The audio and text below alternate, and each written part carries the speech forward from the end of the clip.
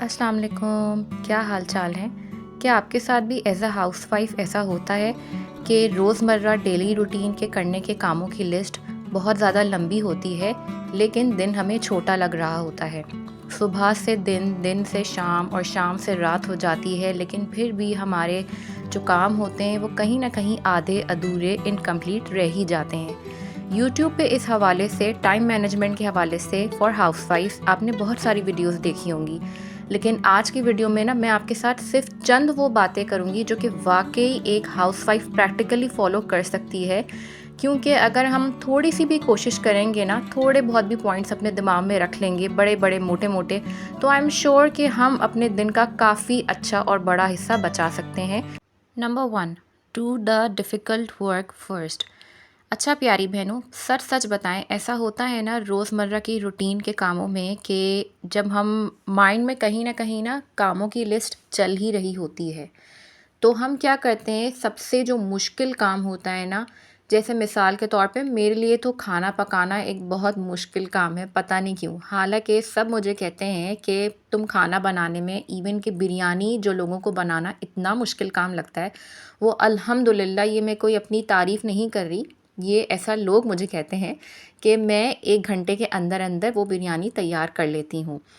तो पता नहीं, लोग कहते हैं कि मैं खाना बना लेती हूँ जल्दी टाइम पे, लेकिन मुझे खाना बनाना पर्सनली एक बहुत मुश्किल काम लगता है। तो मैं, पता है क्या करती हूँ, जो मैं करती हूँ ना आपके साथ वही शेयर करूँगी। मैं ये करती हूँ कि मैं खाना बनाने का काम सबसे पहला काम रखती हूँ अपने दिन की स्टार्ट का। मतलब कि मैं सुबह उठती हूँ, नाश्ता करती हूँ, अच्छा सा हेल्दी करती हूँ, उसके बाद अपने जो कामों की लिस्ट होती है ना, उसमें सबसे पहले नंबर 1 काम मैं रखती हूँ अपने लिए कुकिंग का।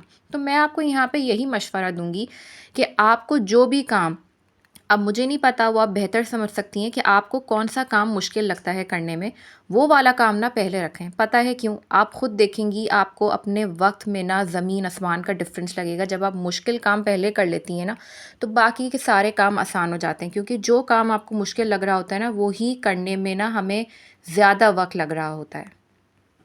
घर की चीज़ों को सेट करना, उन्हें जगह पे रखना, तरतीब से रखना, ये एक हाउसवाइफ़ की ज़िम्मेदारी होती है।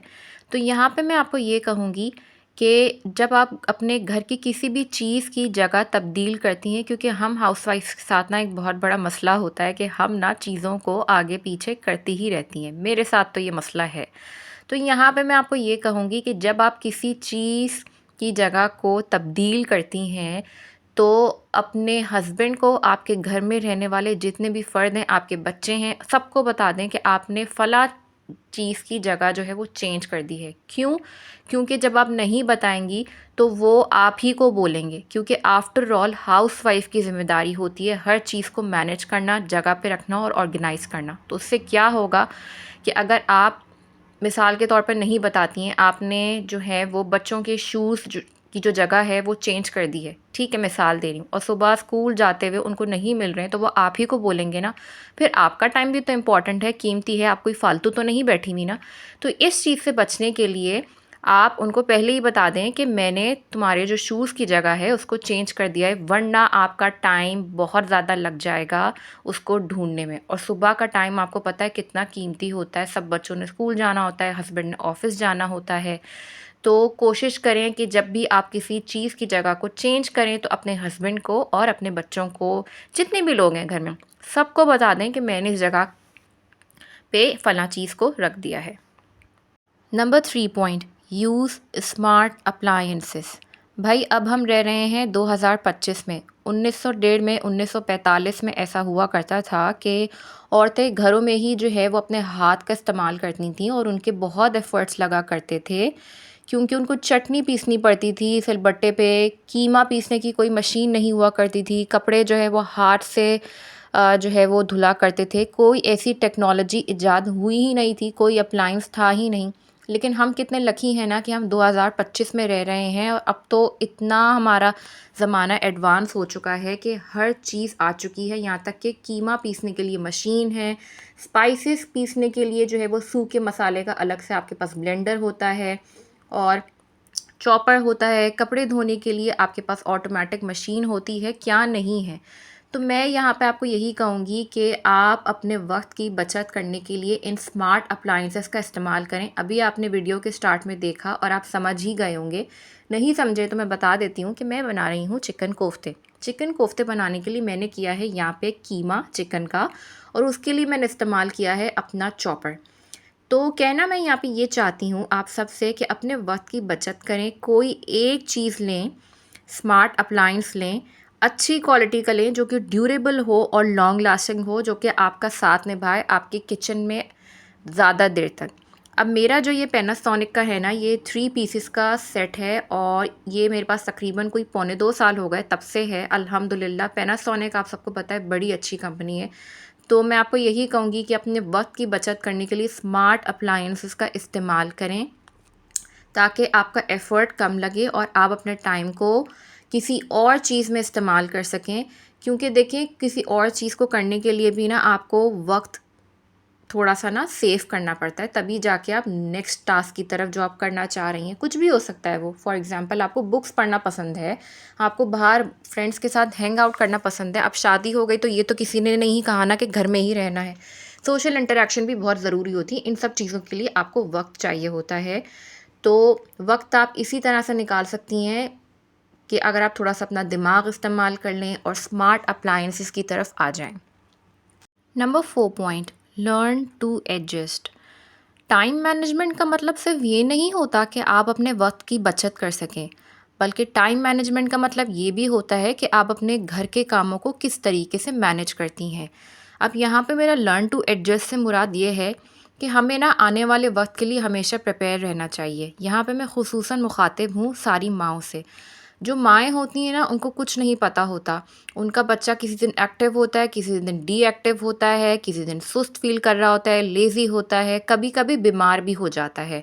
तो उसकी वजह से क्या होता है कि हमारा रूटीन आगे-पीछे हो जाता है। बल्कि यहाँ मैं सिर्फ़ माँओं से नहीं बल्कि तमाम ख़वातीन से यही कहूँगी कि ऐसा होता है ना कि हमारे घर में कोई मेहमान आ जाता है और हमारा रूटीन जो है वो अपसाइड डाउन हो जाता है। उसकी वजह से ना हम अ, कहीं न कहीं ये सच बात है कि हम ना कुढ़ रही होती हैं, क्योंकि हमारा रूटीन हम वैसे उस तरीके से फ़ॉलो नहीं कर पाती। अगर कोई घर में आ जाता है या बच्चा बीमार हो जाता है या खुदा ना ख़ास्ता किसी की डेथ हो जाती है तो हमें वहाँ जाना पड़ जाता है, कुछ भी हो सकता है। तो ये सब चीज़ों की वजह से ना हमारे रूटीन में ना अपसाइड डाउन हो ही जाता है। तो इस तरह की छोटी-छोटी चीज़ों के लिए हमें पहले से मेंटली प्रिपेयर रहना चाहिए। ज़ाहिर है, अगर आपके घर में कोई आ रहा है या आपका बच्चा बीमार हो गया है या आपके हस्बैंड अचानक ऑफ़िस से लंच टाइम पे आ गए हैं, उनका दिल कर रहा है घर का खाना खाने को, तो इन सब चीज़ों के लिए आपको मेंटली प्रिपेयर रहना चाहिए।